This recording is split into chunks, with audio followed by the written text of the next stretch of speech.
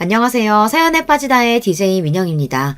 오늘은 어떤 사연이 준비되어 있을지 궁금하시죠? 오늘도 두 가지 사연 준비되어 있으니 끝까지 함께 해주시고요. 그럼 오늘의 사연도 함께 만나볼게요.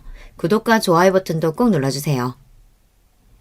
안녕하세요. 저는 얼마 전 결혼해 행복한 신혼생활을 보내고 있는 평범한 여성 시청자입니다. 무료할 때마다 자주 채널을 찾아 이야기를 듣고는 했는데 살다 보니 이곳에 제 사연을 보내는 날도 오네요. 저는 그리 평탄한 삶을 살아오지 못했어요. 제 인생의 비극은 제가 10살이었던 해 생일날부터 시작되었습니다. 저희 가족은 정말 평범하고 행복한 가족이었어요. 중소기업 영업직으로 일하시던 아버지, 가정주부 어머니, 저와 3살 터울이 있던 여동생 1명, 그리고 저까지. 저희 4명은 정말 화목하고 단란한 가정이었습니다. 아버지께서는 언제나 회사 일로 바쁘셨지만 어머니와 저 여동생에게 항상 다정하고 가정적인 가장이셨어요. 어머니께서도 매일같이 새벽부터 일어나 정성 가득한 도시락을 싸시고 아버지의 넥타이를 손수 골라 매드릴 정도로 사이가 좋은 부부였습니다. 두 분은 언제나 저와 여동생에게 훌륭한 부모였고 어린 시절을 떠올리면 온통 좋은 기억들 뿐입니다. 저희 가족은 매년 여름이면 여름 휴가를 떠났어요. 저와 여동생의 생일이 모두 한 여름이었거든요. 아버지께서 외벌이를 하셨기 때문에 그리 넉넉한 가정 형편은 아니었지만 그래도 1년에 한 번 가는 여름 휴가만큼은 무리를 해서라도 꼭 빼놓지 않고 떠났습니다. 그해 여름은 강원도의 계곡으로 휴가를 가기로 했어요. 마침 저의 생일이 주말과 딱 겹쳐서 제 생일 당일에 여행을 떠나게 되었습니다. 어렸을 적의 일이라 모든 상황이 뚜렷하게 기억이 나지는 않지만 여동생과 함께 여행 며칠 전부터 잔뜩 들떠 짐을 쌌던 것 같아요. 그해 여름은 장마가 유독 길었고 여행 전날 밤까지 장대비가 쏟아졌습니다. 부모님께서는 일기예보에서는 분명 이번 주말에는 날이 갠다고 했는데 이걸 어찌하나 하고 곤란한 기세기를 보이셨습니다. 여행을 떠난다며 잔뜩 들떠있던 저와 여동생을 보며 차마 계획을 취소하기 어려워하셨던 것 같습니다. 그렇지만 그 다음날 아침이 되어도 여전히 비는 그치지 않았고 결국 부모님께서는 저와 여동생에게 여행을 미루자는 이야기를 꺼내셨습니다. 비가 이렇게 와서는 계곡에 가서도 신나게 놀 수 없을 것 같다는 생각에 저는 마지못해 고개를 끄덕였지만 여동생은 끝까지 떼를 썼습니다. 물놀이를 하지 못해도 좋으니 꼭 오늘 여행을 떠나고 싶다면서요. 언니의 생일은 오늘인데 다음 주에 여행을 가봤자 아무 소용이 없다는 것이 이유였습니다. 저와 부모님 모두 여행 대신 오늘은 집에서 함께 케이크도 먹고 즐겁게 보내자 여동생을 설득했지만 여동생은 고집불통이었어요. 오후쯤이 되자 비가 조금 잦아드는 듯 했고 고민하시던 부모님께서는 결국 짐을 싸 펜션으로 출발하기로 했습니다. 그렇게 저희 가족은 차를 타고 여행을 떠났습니다. 그때까지만 해도 마냥 즐거운 마음이었어요. 잦아드는 듯 했던 비는 날이 어둑어둑해지자 다시 세차게 내리기 시작했어요. 설상가상으로 아버지께서 길을 잘못 들어 산길을 헤매기 시작했습니다. 몹시 어두운 하늘과 창문을 때리는 빗소리, 축축하고 습한 공기, 부모님께서 도란도란 이야기를 나누시던 목소리, 당시 차 안의 모든 느낌이 생생해요. 옆에 앉은 여동생은 진작에 잠에 빠져들어 새근새근 코를 골고 있었고 저는 언제쯤 펜션에 도착하는 걸까 멍하니 창밖을 바라보고만 있었습니다. 그리고 그 일이 일어났어요. 솔직히 말하자면 그 당시의 기억이 대부분 흐릿해요. 아주 커다란 경적소리와 어머니의 비명소리, 그리고 온 몸이 부서질 듯한 커다란 충격. 그 사고를 다시 떠올리는 것만으로도 온몸이 덜덜 떨릴 정도로 큰 트라우마로 남아있어요. 지금도 사연을 써내려가며 몇 번이고 숨을 고르내리고 있습니다. 맞은편에서 운전하던 커다란 트럭이 빗길에 미끄러지는 사고가 있었고 저희 가족이 타고 있던 차는 그 사고에 휩쓸려 가드레일을 들이받고 완전히 박살이 났습니다. 저를 제외한 가족들은 모두 즉사했고 저만이 병원에 실려가 다시 눈을 뜰 수 있었습니다. 겨우 10살이었던 제가 받아들이기에는 너무나 가혹한 현실이었어요. 하루아침에 제가 너무나도 사랑하던 가족들을 모두 잃고 세상 천지에 저 혼자 남게 되었습니다. 오랜 시간이 지난 지금에서야 이렇게 나름대로 덤덤하게 이야기할 수 있게 되었지만 저는 지금도 매해 제 생일이 돌아올 때마다 가족들 생각에 마음이 저릿해져요. 그 사고 이후로 저는 더 이상 제 생일을 축하할 수 없게 되었고 지금도 생일을 따로 챙기고 있지 않아요. 외 조부모님께서는 제가 태어나기도 전에 두 분 다 돌아가셨고, 친할아버님은 제가 어머니 뱃속에 있을 때 돌아가셨기에 제게 남아있는 피부친은 친할머님 한 분뿐이었습니다. 병원에서 오랫동안 누워있던 저는 퇴원 후 바로 친할머님 손에 맡겨지게 되었습니다. 당시 할머니께서는 제 여동생 또래의 아이 한 명과 함께 시 외곽의 작고 낡은 아파트 4층에 살고 계셨어요. 그 아이는 아버지의 동생, 그러니까 제게는 작은 아버지 되시는 분의 딸이었고 저와는 사촌지간이었습니다. 사실 부모님께서 돌아가시기 전에는 할머니와의 교류가 거의 없었어요. 사는 곳이 멀리 떨어져 있기도 했고 아버지와 할머니 관계가 그리 돈독하지는 않았거든요. 앞서 말씀드렸듯이 아버지께서는 남동생이 한 분 계셨는데 어렸을 적부터 소문난 사고뭉치였다고 했어요. 장남이었던 아버지께서는 줄곧 본인을 희생하며 가족들 뒷바라지를 해오셨는데 작은아버지 때문에 고생을 많이 하셨다고 했습니다. 타고난 성품이 조용하고 매사에 성실한 타입이었던 아버지와는 다르게 작은아버지께서는 매사에 진지한 법이 없고 항상 사고만 치고 다녔다고 했어요. 학창시절에는 질 나쁜 학생들과 어울려 다니며 패싸움을 하고 다른 학생들을 괴롭혔고 학교를 졸업하고 난 후에는 건달이 되겠다며 팔뚝에 용문신까지 새겼다고 하더라고요. 그래도 얼굴 하나는 반반하고 언변이 화려했던 탓에 주변 사람들 구슬려 먹는 것 하나는 잘했다고 해요. 본인에게 좋은 투자처가 있다느니 돈을 빌려주면 몇 배로 불려서 갚아주겠다느니 말도 안 되는 허풍을 떨고 사기를 치고 다니다 결국 경찰에 잡혀가기도 했습니다. 할머니께서는 그래도 아들이 깜빵에서 콩밥을 먹는 꼴은 도저히 못 보겠다며 아버지에게 보석금을 내달라고 부탁하셨어요. 하지만 아버지께서는 본인이 피땀 흘려 모은 돈을 도저히 저런 양아치 놈 구제해주는 데 쓰고 싶지 않다며 그럴 생각이 없다 딱 잘라 거절하셨다고 했습니다. 그렇지만 할머니께서는 이대로 손 놓고 있다가 정말 아들 범죄자 만들겠다는 생각에 아버지 몰래 아버지께서 한 푼 두 푼 모아놓았던 돈을 가져다 작은아버지를 꺼내오는 데 사용해 버리셨어요. 그 일로 아버지와 할머니 사이가 크게 틀어졌고 아버지는 그날 이후로 집을 나와 독립을 하게 되었습니다. 그렇게 독립하신 아버지께서는 회사에 취업을 하셨고 그곳에서 엄마를 만나 결혼을 약속하셨어요. 몇 년 만에 결혼 소식을 알리기 위해 고향집을 찾아갔더니 할머니와 할아버지께서는 몰라보게 늙어 계셨고 작은아버지도 집을 나가 연락이 끊긴 지 오래라고 했습니다. 할아버지께서는 작은아버지 얘기는 꺼내지도 말라며 그동안 가족들이 어떻게 뒷바라지를 해줬는데 천하의 배은망덕한 새끼라며 화를 내셨고 할머니께서는 그래도 애가 나쁜 애는 아니다. 아마 하는 일이 잘 풀리면 곧 연락을 해올 거다. 여전히 작은아버지 편을 들어주셨다고 해요. 마음고생을 하셔서 그런지 주름살이 부쩍 늘어나신 부모님을 보니 아버지는 마음이 좋지 않으셨고 그날 이후로 다시 예전처럼 부모님을 자주 찾아뵈며 모시기 시작했습니다. 어머니께서는 아버지와 결혼하기 전 부모님을 모두 잃으셨기에 아버지의 부모님을 본인 부모님처럼 생각하셨다고 했어요. 어머니께서 저를 임신하셨을 당시 할아버지께서 돌아가셨고 부모님께서는 혼자 남으신 할머니가 걱정되어 전보다 더 자주 왕래하셨다고 합니다. 그러던 어느 날이었어요. 그날도 부모님께서는 주말에 저와 태어난 지 얼마 되지 않은 여동생을 데리고 할머니 댁을 찾았습니다. 그런데 대문 밖에서부터 웬 갓난 아이 울음소리가 들렸다고 해요. 이게 무슨 소리지 싶어 급하게 집 안으로 들어서 보니 할머니께서 포대기에 쌓인 갓난 아이를 데리고 어쩔 줄 몰라 하고 계셨습니다. 어머니, 그 애는 누구예요? 무슨 일이에요? 아이고, 너 왔구나. 이리 와서 얘 좀 안아봐라. 아버지께서는 급하게 다가와 아이를 받아들었고 포대기에 쌓여있던 아이의 얼굴을 보고는 몹시 놀라셨다고 했어요. 아이는 평범한 아이와 조금 다른 생김새를 가지고 있었습니다. 뇌성마비였어요. 조산으로 태어날 때 뇌에 손상이 있는 선천적 장애였습니다. 네 동생 딸이란다. 오늘 아침에 와서 맡기고 가더라. 알고 보니 그 아이는 작은아버지께서 할머니께 떠맡기고 간 피덩이였어요. 작은아버지께서는 부인이 애를 낳고 도망가 버렸다며 본인은 사업 때문에 이리저리 바쁘게 다녀야 하니 아이를 돌봐줄 사람이 없다. 이제 조금만 더 하면 정말 성공할 것 같다. 성공하고 나서 꼭 찾아올 테니 어머니께서 잠깐만 돌봐주시라 부탁하며 아이를 두고 떠났다고 했습니다. 너무나 황당한 상황이었지만 일단 아이를 데리고 병원을 찾았고 병원에서는 생명에는 지장이 없지만 앞으로 꾸준히 재활치료를 받고 약을 먹어야 한다고 했어요.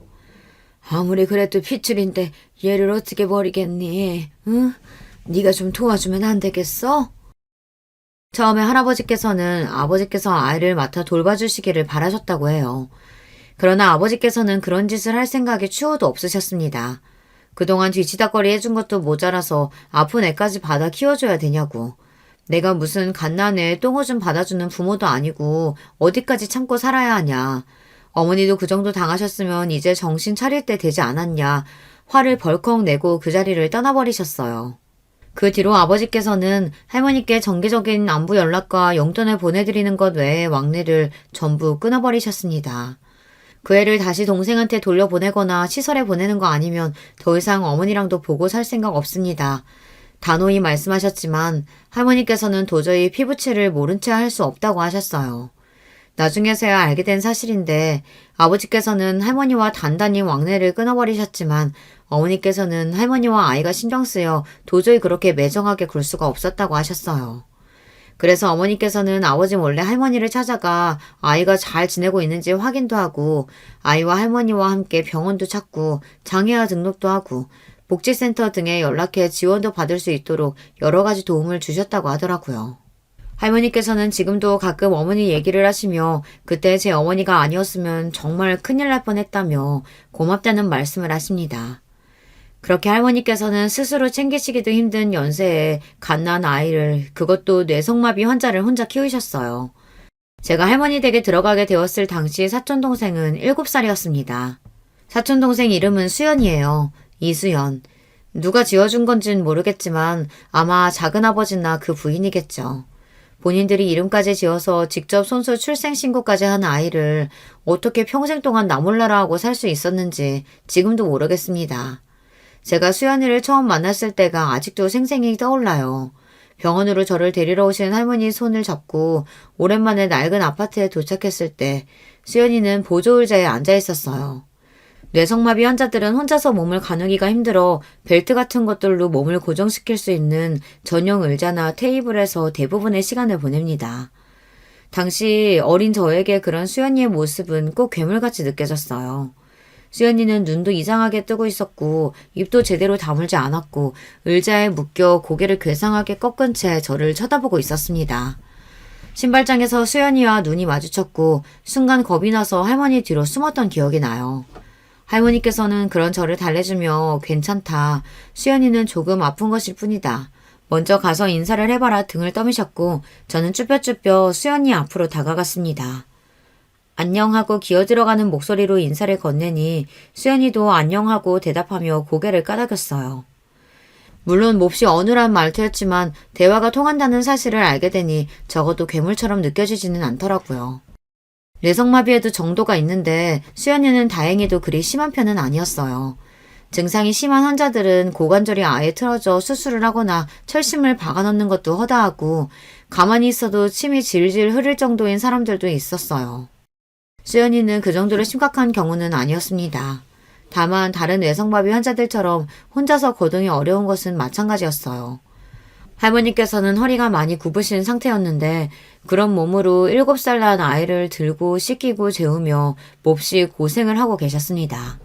제가 가장 안타깝게 생각하는 것은 만약 수연이가 어렸을 적에 조금이라도 더 제대로 된 재활치료를 받았더라면 지금보다도 훨씬 상태가 좋아졌을 거라는 사실이에요.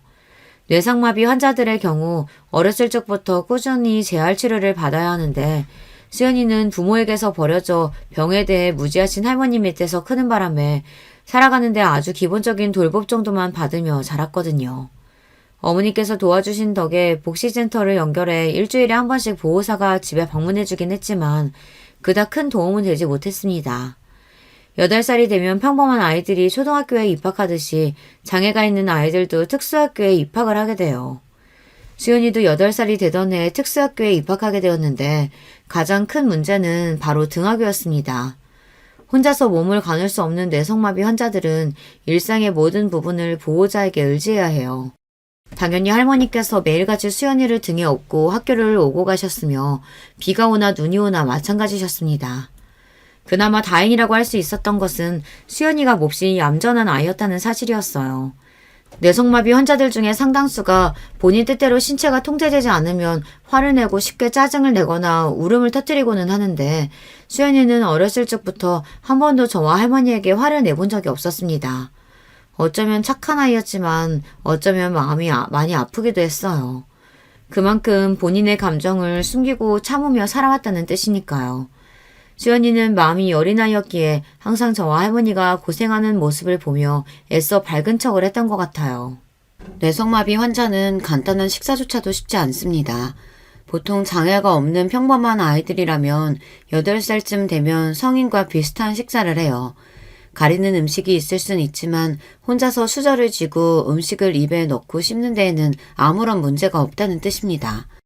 그렇지만 뇌성마비 환자는 이야기가 전혀 달라요.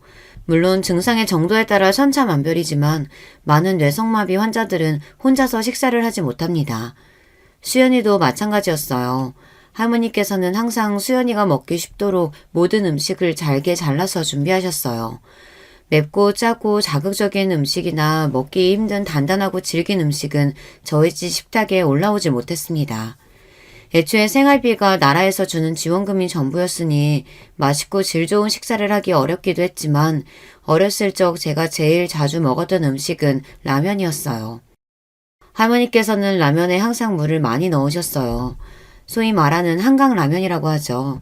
면이 푹 퍼져 거의 죽처럼 된 라면을 국그릇에 옮겨 담아 가위로 면을 잘게 자르고 그걸 숟가락으로 퍼서 수연이에게 먹여주셨습니다. 저는 그 맞은편에 앉아 서툰 젓가락질로 면을 넘겼어요. 지금 와서 생각해보면 정말 맛도 없고 영양가도 없는 식사였지만 어린 시절에 저는 라면을 꽤나 좋아했던 것 같아요.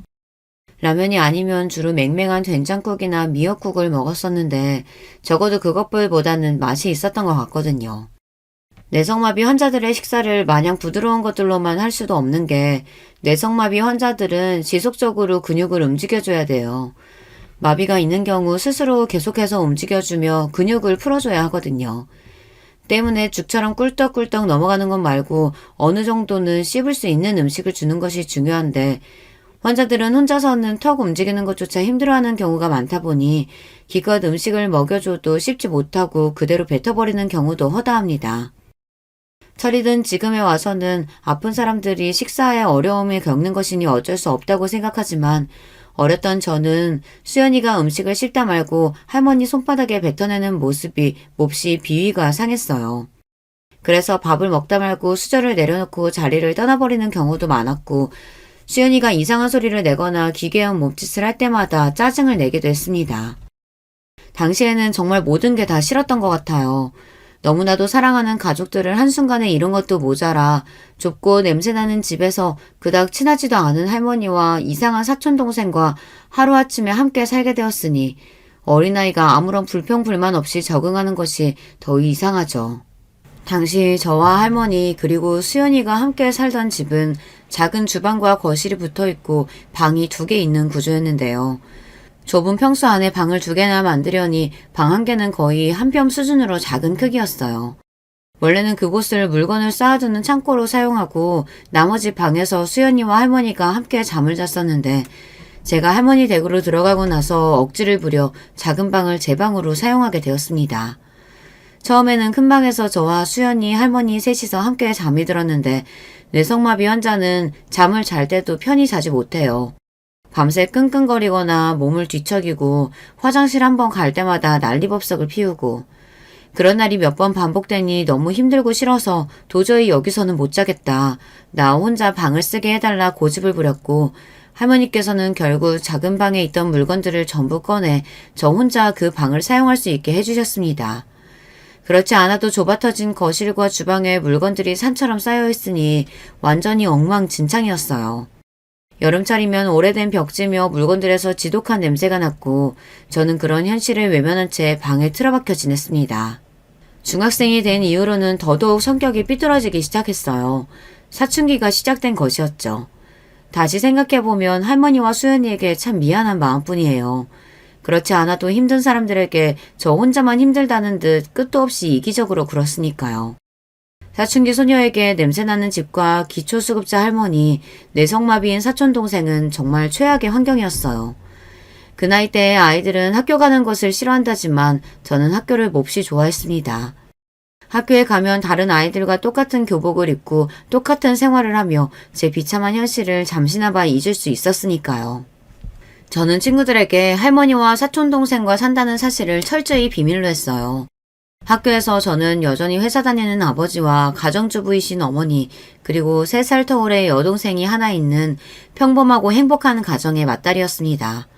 학교가 끝나고 집에 돌아오는 발걸음은 항상 무겁게만 느껴졌어요. 제가 꾸며낸 행복한 스스로의 모습과 현실의 모습 사이에서 느껴지는 괴리감이 몹시 괴로웠습니다. 집 안에 들어서면 코를 찌를 듯 나는 냄새와 의자에 묶여 앉아있는 수연이, 그리고 몹시 피곤해 보이는 얼굴로 저녁을 차리고 계셨던 할머니의 뒷모습. 잘 다녀왔냐 묻는 할머니의 말씀에 아무런 대답도 하지 않은 채 그대로 달려 방 안으로 들어가 문을 쾅 닫아버리곤 했습니다. 진심으로 가족들이 너무나 그리웠어요.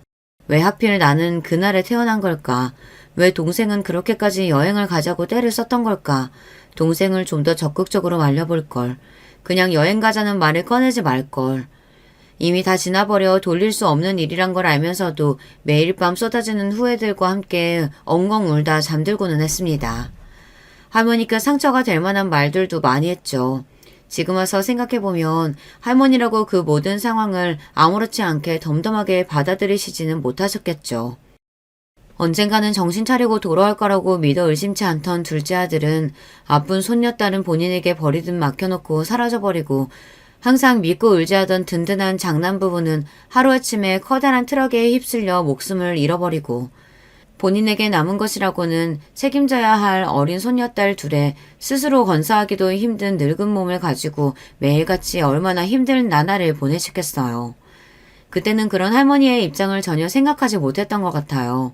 원망할 대상이 필요했던 것 같기도 합니다.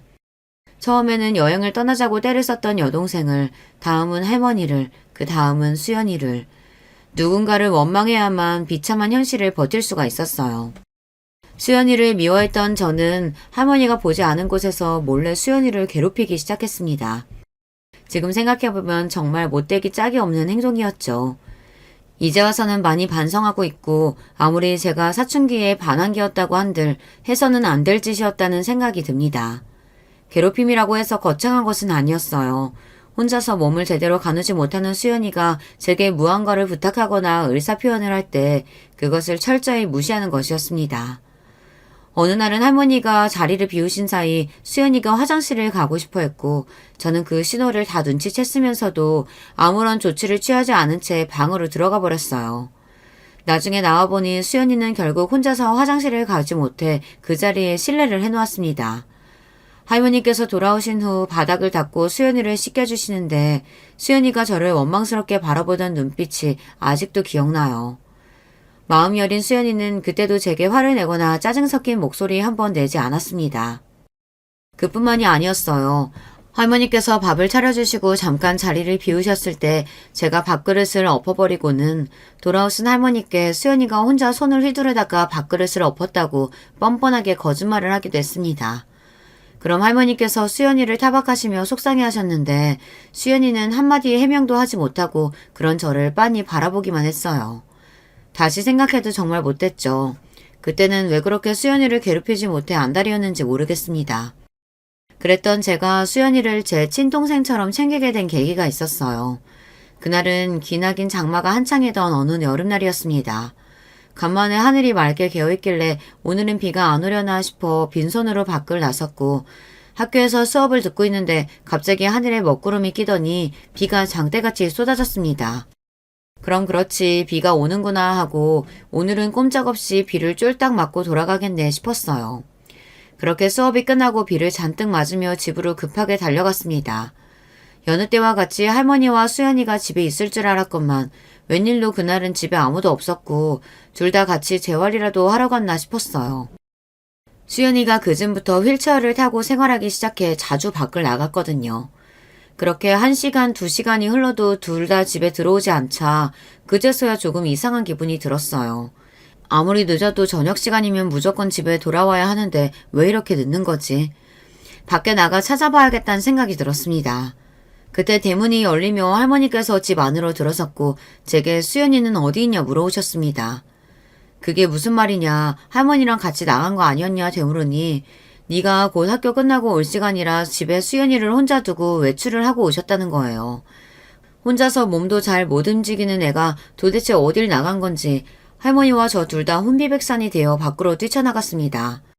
한참을 비를 맞으며 찾아다니다 수연이를 발견한 곳은 다름 아닌 저희 학교 앞이었어요. 수연이는 그곳에서 휠체어에 위에 앉아 비에 흠뻑 젖은 상태로 어깨에 우산을 걸친 채 저를 기다리고 있었어요. 품 안에는 제가 평소에 자주 쓰고 다니던 수박이 그려진 접이식 우산이 들려 있었습니다. 수연이는 저를 보고는 엉엉 눈물을 터뜨렸고 저도 그런 수연이를 보니 눈물이 미친 듯이 쏟아졌어요. 너 도대체 혼자서 여기까지는 어떻게 나왔냐? 내가 얼마나 걱정했는지 알고 있냐? 나쁜 사람이 데리고 갔으면 어쩔 뻔했냐? 빗길에 사고라도 났으면 어떡하냐? 고래고래 소리를 지르면서 우는데 수연이가 팔을 휘저기며 우산을 건네주려 하더라고요.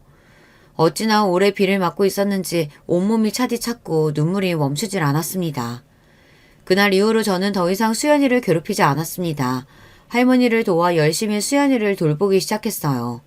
똥오줌을 받아내는 건 물론이고 식사도 제가 직접 차려 떠먹여주게 되었습니다. 그리고 수연이에게 공부를 시키기 시작했어요. 이전까지는 수연이를 말이 안 통하는 괴물이라고 생각했지만 그제서야 수연이를 동생으로 받아들일 준비가 되었던 것 같아요.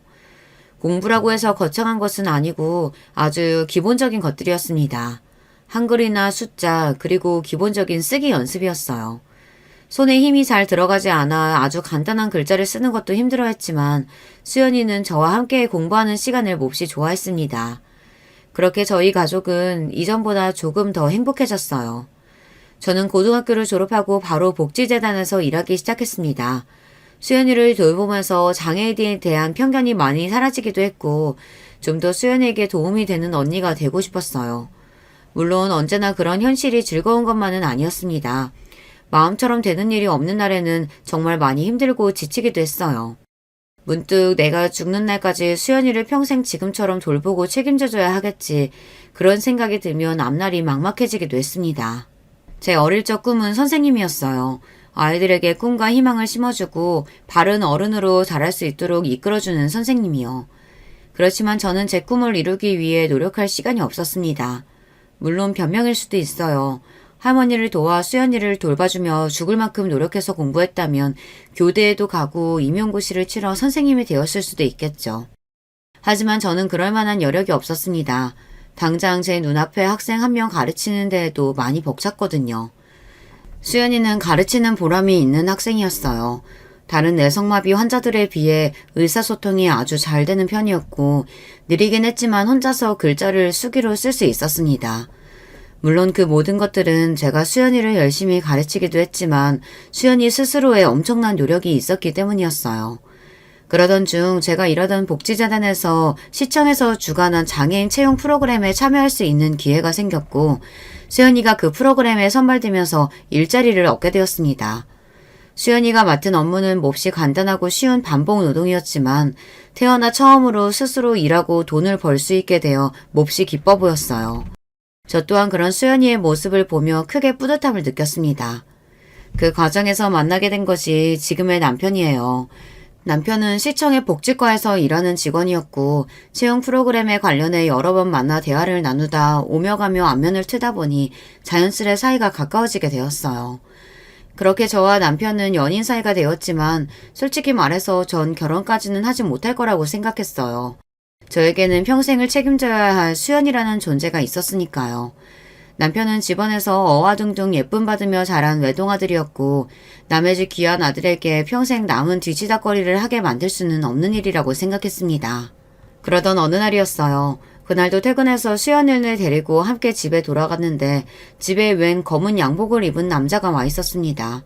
할머니께서는 눈물을 보이고 계셨고 깜짝 놀라서 당신 누군데 뭔데 우리 집에 있냐 소리를 질렀어요. 알고 보니 그 남자는 작은 아버지의 개인 변호사셨고 작은 아버지가 돌아가셨기에 저희를 찾아온 것이라고 했습니다. 평생 동안 아무런 연락도 없다가 갑자기 이제 와 어디서 몰아다 죽었길래 우리를 찾아오냐. 그 사람 우리랑 상관없는 사람이다 단칼에 끊어내니 변호사는 뭔가를 뜯어내려고 온 것이 아니라 상속받으실 유산이 있어 찾아온 거라고 설명했어요. 평생을 사업하겠다고 큰 소리를 떵떵 치고 다니셨던 작은 아버지께서는 정말 사업가가 되어 성공하셨던 모양이었습니다. 친구와 둘이서 차린 회사가 크게 성공해 공동 경영을 하고 있었는데 부인과 해외여행을 갔다가 그곳에서 사고를 당해 운명을 달리했다고 하더라고요. 변호사라는 그 남자는 경영권은 친구에게 넘어갔지만 작은아버지께서 소유하셨던 회사 주식과 건물들, 각종 자산이 전부 하나뿐인 자식인 수연이에게 상속될 예정인데 장애 등 이런저런 문제로 일단은 할머니 명의로 넘어갈 것이다. 길게 설명을 늘어놓았고 도무지 이해가 잘 가지 않았습니다. 얼마 뒤에 각종 서류 처리를 하고 통장에 찍힌 금액을 보고서야 좀 실감이 나더라고요. 뭐가 뭔진 잘 모르겠지만 평생 아픈 자식 본인 어머니에게 버리듯 떠맡기고 나몰라라 살던 나쁜 놈이 죽으면서 저에게 큰 재산이 생기게 되었다. 그런 상황인 것 같았습니다. 솔직히 처음엔 정말 어안이 벙벙했어요. 이런 드라마에서나 나올 법한 일이 제 삶에 생길 것이라고는 기대도 하지 않았고요. 무엇보다도 그런 페류나 같은 사람이 정말 사업으로 성공해서 잘 살고 있을 거라고는 상상도 하지 못했습니다. 이렇게까지 연락이 없는 거면 어디서 비명행사했거나 거름뱅이처럼 살고 있는 게 아닐까 싶었는데 배신감에 치가 떨렸어요. 어찌되었든 제가 그 돈으로 가장 먼저 한 일은 이사였습니다. 당시 저희가 살고 있던 집은 앞서 말씀드렸듯 몹시 열악한 환경이었거든요. 항상 복지센터로 출퇴근하며 구경했던 고급 빌라로 거처를 옮겼고 수연이가 좀 더 제대로 된 재활치료를 받을 수 있도록 평소엔 비싸서 꿈도 꾸지 못했던 재활센터에 등록을 했어요. 그리고 할머니와 남편 수연이를 데리고 아주 비싼 식당에 가서 즐겁게 식사도 했습니다. 평생 큰돈을 만져본 적이 없으니 그것 말고는 생각나는 것이 별로 없었어요. 또 한 가지 한 일이 있다면 남편의 차를 바꿔준 일이었습니다. 이전까지 저는 면허를 따지 않았기에 멀리 나갈 일이 있으면 항상 남편의 차를 얻어 탔었거든요. 수연이를 데리고 먼 병원에 가거나 나들이를 나가거나 할 때도 마찬가지였고요. 그럴 때마다 남편은 항상 당연히 본인이 기사 노릇을 해줘야지 하며 달갑게 저희를 태워줬어요. 남편이 식장에서 일하기 시작한 해에 샀다는 낡은 아반떼는 세월의 흔적이 여실한 편이었고 수중에 돈이 생기니 남편 차를 바꿔줘야겠다는 생각이 들었습니다. 남편은 부담스럽다며 무슨 차냐, 지금도 괜찮다 말했지만 제가 억지를 부려 차를 바꿔주었어요. 제 돈도 아닌데 뭘 그렇게 마음대로 쓰냐고 하실 수 있겠지만 할머니께서도 항상 남편에게 고마워하며 선물을 해주고 싶어 하셨어요. 그즈음부터 저와 남편은 결혼에 대해 진지하게 이야기하기 시작했어요. 돈이 생기자마자 결혼 이야기를 꺼내다니 남편이 속물이네 생각하셨을지 모르겠습니다. 실은 결혼 이야기는 돈이 생기기 전부터 꾸준히 나왔던 것이었어요. 그것도 남편 쪽에서요. 저는 항상 결혼은 좀 더 천천히 생각해보자. 나는 평생 수연이를 책임져야 하고 아이가 생겨도 아이에게 신경을 잘 못 써줄지도 모른다. 지금 당장은 괜찮다 생각할지 모르겠지만 나중에 분명 후회할 거다 남편을 설득했지만 남편은 단호했습니다. 난 당신을 지금 있는 그대로 사랑하고 결혼해도 후회하지 않을 거다. 평생 외동이라 쓸쓸하게 자랐는데 여동생 한 명 생겼다 생각하면 좋지 않겠냐 우스갯소리를 하면서요. 그런 남편에게 고마운 마음이었지만 그렇다고 결혼을 덥석 약속하기에는 현실적인 문제들이 많았습니다. 주로 경제적인 문제들이었어요. 그렇지만 작은 아버지께서 유산을 남기고 가셨으니 그런 문제들이 대부분 해결될 것 같았고 지금껏 미루기만 했던 인사를 드리러 가기로 마음을 먹었습니다. 솔직히 많이 긴장되었어요. 몇 번 전해 들은 이야기로는 시어머니께서 저를 썩 달가워하시지 않은 것 같은 눈치였거든요. 저라도 그랬을 겁니다. 별 볼 일 없는 직업에 평생 책임져야 할 아픈 동생까지 있는 여자라면 반겨줄 집안이 더 드물 테니까요. 남편은 분명 시어머니께서도 저를 직접 보면 마음이 바뀌실 거라며 걱정 말라 말해주었지만 인사를 드리러 가기 전날 밤 잠을 한숨도 못 잘 정도로 걱정이 되었습니다. 그렇게 양손 가득 선물을 사들고 시댁을 찾았고 시어머니께서는 예상대로 몹시 불만이 가득한 얼굴로 저를 맞아주셨어요. 그래서 지금은 복지센터에서 일하고 있다고? 대학은 어디 나왔나? 저 대학은 나오지 못했습니다. 고등학교 졸업하고 바로 일 시작했어요. 아픈 동생 때문에 공부를 할 수 있는 상황이 아니었습니다. 그래, 동생이 장애인이라지? 평생 동안 그 짐을 안고 살아야 할 텐데. 근데 부모님은 뭐 하시고 네가 동생을 돌봐? 할머니와 동생과 셋이서 살고 있어요. 어렸을 적부터 할머니 밑에서 자랐어요. 할머니께서 많이 노쇠하셔서 동생을 돌볼 수 있는 상태가 아니십니다. 뭐 할머니 밑에서 자라? 그럼 고아라는 뜻이야? 참나, 내가 살다 진짜 이런 뻔뻔한 년들 다 보겠네. 장애 있는 동생도 모자라서 부모도 없어. 내가 이래서 장애인들은 딱 질색이야. 나라 좀먹는 거지 새끼들이라니까. 저런 것들 나라에서 돈 아깝게 왜 지원해주나 몰라. 시어머니께서는 제가 부모님도 없이 할머니 밑에서 자랐다는 말에 몹시 성을 내시며 갑자기 장애인들을 전체를 싸잡아 욕하기 시작했어요. 너무나 당황스러워 처음에는 말문이 턱 막히더라고요. 남편은 그런 시어머니를 말렸지만 아무 소용이 없었습니다. 시어머니께서는 이 결혼 절대 허락 못한다며 소리를 고래고래 지르셨습니다. 참아보려 애썼지만 저도 도저히 그런 말을 듣고 아무렇지 않은 척은 못하겠더라고요. 자꾸 거지네 돈이 어쩌네 하시는데 장애인이라고 다 가난한 줄 아세요? 비록 몸은 불편해도 돈돈거리는 어머니보다 마음만은 훨씬 부자인 사람들이에요. 그리고 제가 부담스러워하실까봐 미처 말씀 못 드렸는데 저희 할머니 대우기업 대주주세요. 얼마 전에 남편 차도 제가 바꿔줬고 저희 가족 시청 앞에 고급 빌라 살아요. 나라 좀먹는 거지 새끼들이요? 참나 기가 막혀서. 제 말에 시어머니께서도 말문이 막히신 듯 어안이 벙벙한 표정을 지으셨어요. 저는 거기서 그치지 않고 자리에서 벌떡 일어나 남은 말을 쏘아붙였습니다. 장애인이라고 장애 가지고 싶어서 그렇게 태어났겠어요? 우리도 그저 운이 좋아서 멀쩡하게 살고 있는 거지. 사람 일 모르는 거라고. 누구나 당장 내일 사고 나서 장애인 될지 어떨지 모르는 거예요. 어쩜 그렇게 심부가 못 되셨어요? 사람 돈 없다고 무시하고 고아라고 무시하고 장애 있다고 무시하고. 어머님 그러시는 거 아니에요. 저도 이런 집안이랑은 결혼 못하겠네요. 남편이 저를 쫓아와 나오며 사과했지만 저는 더 이상 대화할 기분이 아니다. 나중에 다시 이야기하자며 남편을 뿌리쳤고 그대로 집으로 향했습니다. 할 말을 참지 않고 다 쏟아내긴 했지만 속이 많이 쓰렸어요. 집에 도착하자 해맑은 얼굴로 저를 맞아주는 수연이를 보니 저도 모르게 눈물이 났습니다. 다음날 아침 시어머니와 남편 둘이서 저희 집을 찾아왔고 솔직히 말하자면 꼴도 보기 싫었지만 남편을 생각해서 꾹 참고 문을 열어주긴 했어요. 내가 어제는 정말 미안했어요. 그동안 아들이 일하면서 당한 게 너무 많아서 오해를 했던 것 같아요. 진심으로 사과할게요. 어제 그렇게 사람을 무시하며 반말을 툭툭 뱉어내던 사람은 어디로 가고 시어머니께서는 제 앞에서 고개를 숙이며 정중한 목소리로 사과를 전해오셨습니다. 하룻밤 만에 180도 변한 태도에 당황스러울 정도였어요. 알고 보니 시어머니께서 장애인에 대한 안 좋은 편견을 가지게 된 이유가 있었더라고요. 남편이 시청의 복지과에서 일하는 직원이라고 했던 것을 기억하고 계시죠. 노인복지, 저소득층 복지, 다양한 복지들이 있지만 남편이 주로 담당했던 복지는 장애인 복지였는데요. 세상은 넓고 이상한 사람들은 많다고 남편이 상대한 민원인들 중 정말 지독한 사람들이 많았다고 합니다. 남편은 워낙에 성격이 무던하고 긍정적인 편이라 나름대로 잘 버티며 지냈지만 악성 민원인들 덕에 고생하는 남편을 곁에서 지켜보신 시어머니께서는 그때부터 장애인들에 대한 안 좋은 인식을 가지게 되었다고 해요. 장애를 가졌든 가지지 않든 악성 민원인은 어딜 가나 있는 법이지만 한번 안 좋은 선입견이 생겨버린 이후로 시어머니께서는 점점 더 생각이 극단적으로 치닫게 되었고 텔레비전 뉴스에서 장애인이 시위하는 모습을 본 이후로 더욱 인상이 좋지 않아지셨다고 합니다. 전장현에서 4호선 탑승을 하며 시위하는 모습을 여러분도 한 번쯤 뉴스에서 보신 적이 있으시겠죠. 장애인의 권리를 위해 좋은 뜻으로 하는 시위지만 말들이 많았어요.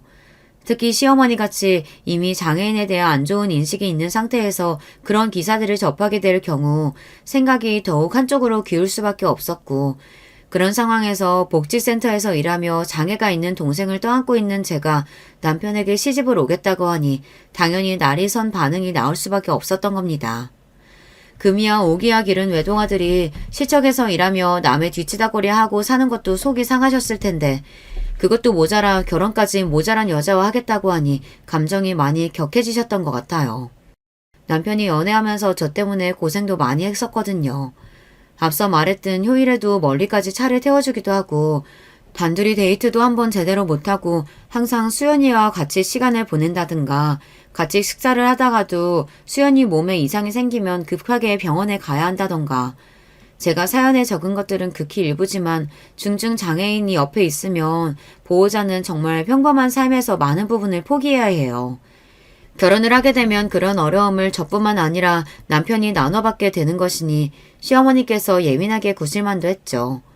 솔직히 말하자면 이러니 저러니 해도 제가 만약 작은아버지께 상속받은 유산을 가지고 있지 않았더라면 이렇게까지 사과를 해오셨을까 싶기도 했어요.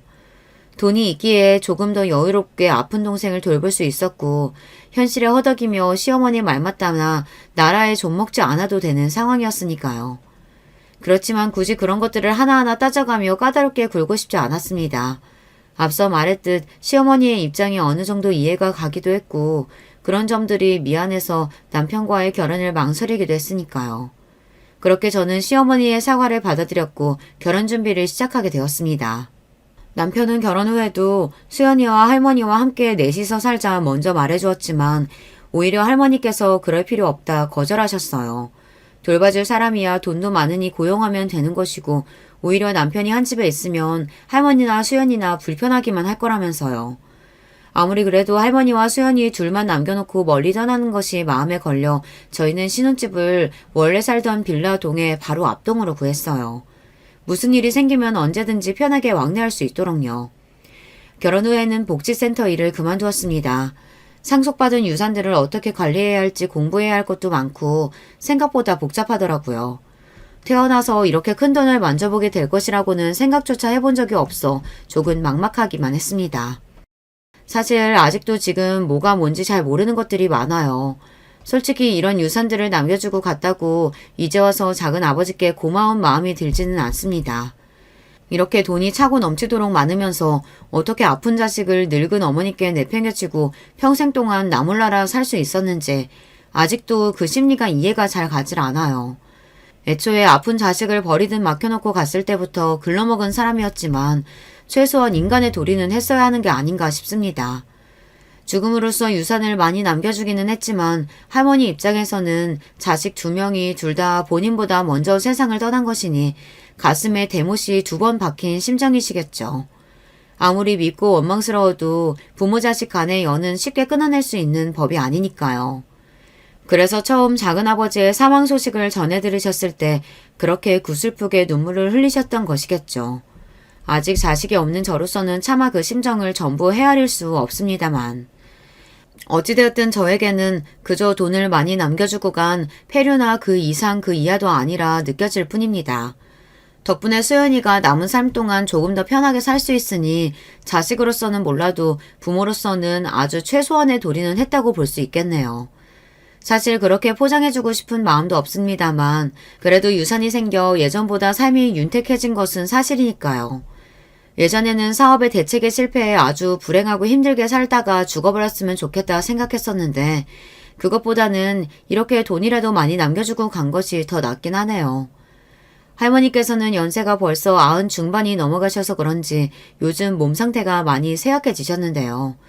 그동안 정말 고생 많으셨으니 남은 시간이라도 편하게 모시고 싶은 마음뿐입니다. 사람 일 어떻게 될지 모르는 일이라고 정말 당장 내일이라도 제가 세상을 떠날 수 있는 일이잖아요. 제가 없더라도 할머니와 수연이가 남은 시간 동안 아무런 문제 없이 행복하고 편하게 살아갈 수 있도록 대비를 잘 해놓을 생각입니다. 물론 가장 좋은 결말은 제가 별 문제 없이 두 사람을 끝까지 잘 책임지는 것이겠죠. 그러기 위해서는 공부도 더 많이 해야 하고 준비해 놓아야 할 것들이 산더미지만 일단은 아직까지 신혼이기도 하고 앞으로는 한동안 그동안 고생 많았던 제 인생에 대한 보상이라 생각하고 좀 쉬고 싶은 마음이 있어요. 제 사연을 쭉 들어보셨으면 아시겠지만 솔직히 너무 힘든 길을 걸어왔잖아요. 지금껏 항상 앞만 보며 달라오느라 스스로에게 쉴 시간을 준 적이 한 번도 없는 것 같습니다. 남편을 만난 뒤로 모든 것들이 거짓말처럼 잘 풀리는 것 같았어요. 돈이 있으나 없으나 제 조건과는 상관없이 남편은 항상 변함없이 제 자리에 서서 저를 든든히 지탱해주고 제가 흔들릴 때마다 저를 단단히 잡아주는 사람이었어요. 앞으로도 제 곁에 머물면서 평생을 행복하게 해주겠다 말해주는 사람이고요. 저 또한 그런 남편을 위해 좋은 아내가 되려고 열심히 노력할 겁니다. 그리고 앞으로는 조금 더 스스로를 돌아보고 보살피며 살아보려고 해요. 지금껏 너무 남을 위해 제 자신을 죽이며 살아온 게 아닌가 싶은 생각이 들었거든요. 주변 사람들을 잘 챙기기 위해서는 저 스스로를 먼저 잘 돌보는 것도 중요하다는 것을 알게 되었습니다. 혹시 제 사연을 들으신 분들 중 저처럼 주변에 장애가 있는 사람들을 돌보고 계시는 분들이 있으시다면 정말 고생 많으시다고 먼저 말씀드리고 싶습니다. 때로는 정말 힘들고 지치고 모든 걸 다 포기하고 싶은 날이 있을 거예요.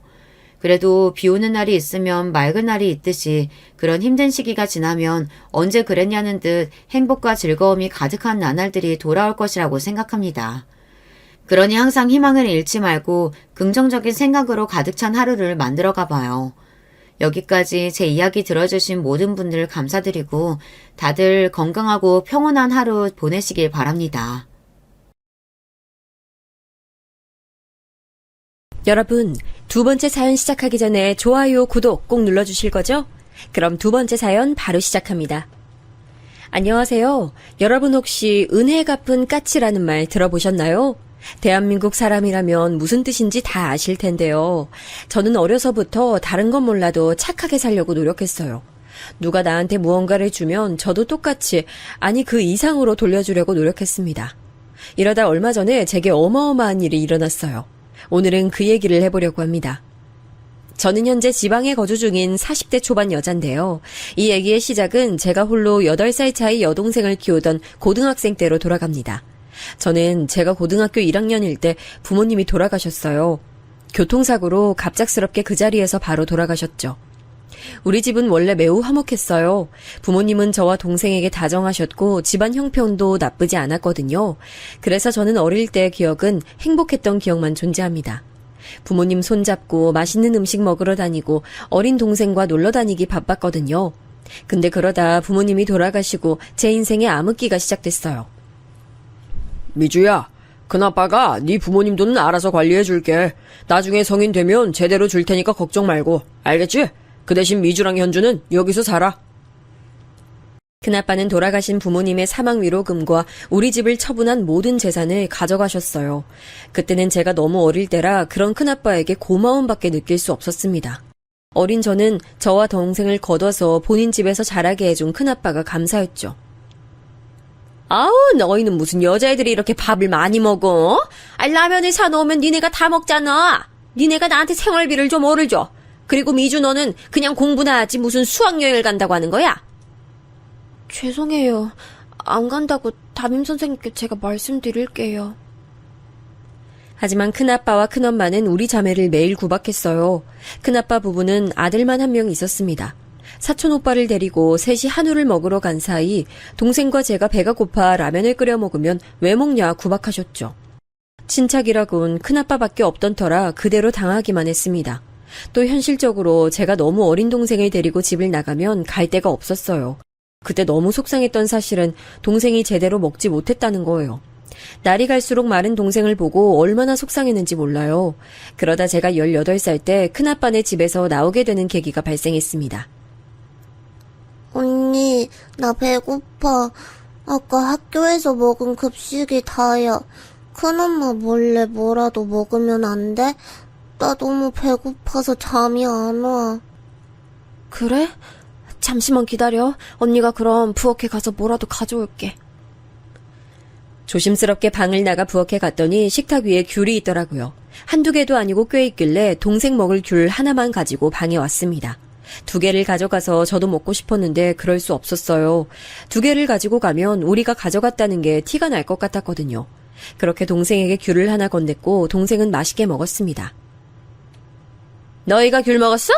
분명히 내가 식탁에 귤을 놔뒀는데 어떻게 귤이 하나도 없니? 너 얹혀 살면서 그렇게 남의 살림 다 뜯어먹고 싶어?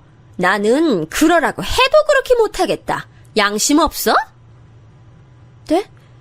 귤을 먹기는 했는데 하나만 먹었어요. 절대 다 먹은 거 아니에요. 정말이에요. 먹기는 먹었다는 거잖아. 니네 밥 먹지 마. 내가 자선 사업가야? 돈만 축내는 식충이들을 내가 왜 걷어줘야 돼? 큰엄마는 정말 그날 동생과 저에게 밥을 주지 않았어요. 부엌에 들어오지도 못하게 막았죠. 학교에서 주는 급식으로 연명하고 있었는데 너무 서러웠습니다. 큰아빠는 그 광경을 다 봤으면서도 옆에서 침묵을 유지했죠. 문제는 다음 날에도 또 다음 날에도 밥을 주지 않았어요. 정말 서글프기 그지없었습니다. 언니, 나 너무 배고파. 너무 배고파서 아무것도 할 수 없어. 급식도 오늘 2번이나 먹었는데. 동생이 배고파하는 걸 보고 저는 참을 수 없었어요. 큰엄마와 큰아빠는 저와 동생에게 기본적인 것들도 해주지 않았습니다. 결국 귤로 시작된 사소한 일이 가출로 이어졌죠. 큰엄마가 몰래 비상금을 텔레비전 장식장 밑에 놓는다는 걸 알고 있었거든요. 그래서 자는 동생을 몰래 깨워 새벽에 돈을 챙겨 집을 나왔습니다. 무작정 나와서 동네에 있던 허름한 여관에 들어갔어요. 돈을 내고 현실적으로 생각했습니다. 비상금이라 많은 돈은 아니었고 일주일 정도 있을 수 있었어요. 동네가 같아 이대로 있다간 큰아빠 부부에게 들킬 것 같아 동생을 데리고 근처에 있는 광역시로 가게 됐습니다. 여기가 이제 현주가 다닐 학교야. 학교 끝나면 바로 앞에 있는 저 큰 고깃집으로 와. 언니가 거기서 일하고 있으니까. 알겠지? 저는 학교에 다닐 생각이 없었어요. 그래서 동생만 학교에 보내고 저는 동생 학교 바로 앞에 있는 식당에서 일하기 시작했습니다. 고깃집뿐만 아니라 저는 빵집, 패스트푸드점, 영화관 등 안 해본 알바가 없어요. 지금 생각하면 어린 나이에 도대체 어떻게 동생을 데리고 일했는지 모르겠어요. 일하던 곳에서 미리 돈을 받아 겨우 단칸방 하나를 구했습니다. 어린 동생을 혼자 키우는 건 제게 상당히 힘든 일이었어요. 공과금을 내는 방법도 몰라서 겨우 집주인 아주머니에게 배우기도 했습니다. 그렇게 힘들게 몸을 갈아 일했어요. 사실 저는 최저시급도 제대로 받지 못하고 일했습니다. 주로 제일 많은 시간을 보냈던 곳은 저 고깃집인데요. 저기서는 심지어 사모님의 심부름까지 했습니다. 가게에서 일하는 직원이 아니라 아예 개인 비서가 된 느낌이었어요. 얘, 나 약국 가서 소화제 좀 사다 줄래? 소화가 안 돼. 갱년기라 그런가? 네, 잠시만요. 금방 다녀올게요. 또 가게에는 사장님 부부의 따님도 같이 일했거든요. 저보다 5살 많은 언니였는데 그 언니도 저를 그렇게 개인 심부름을 하게 했습니다. 얘, 미주야. 나 이따 화장품 좀 사다 주라. 립스틱 떨어졌어. 나 쓰는 거 알지? 그거 시장 가면 떡집 옆에 있는 거 있잖아. 거기서 사오면 돼. 네, 언니. 제가 이따 사모님 심부름 다녀오면서 갔다 올게요. 저는 알겠다고 수긍하고 일할 수밖에 없었어요. 왜냐하면 그렇게 하지 않으면 제가 당장 동생을 키울 수가 없었거든요. 미성년자인 저를 받아주는 곳은 많지 않았습니다. 그래도 버틸 수 있었던 것은 고깃집 사장님 덕분이었죠. 네가 현주구나. 미주 동생 맞지? 얘기 많이 들었어. 언니랑 똑같이 생겼네. 아이고 예쁘다. 자, 이거 용돈이야.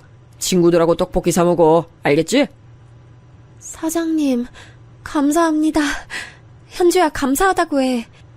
감사합니다.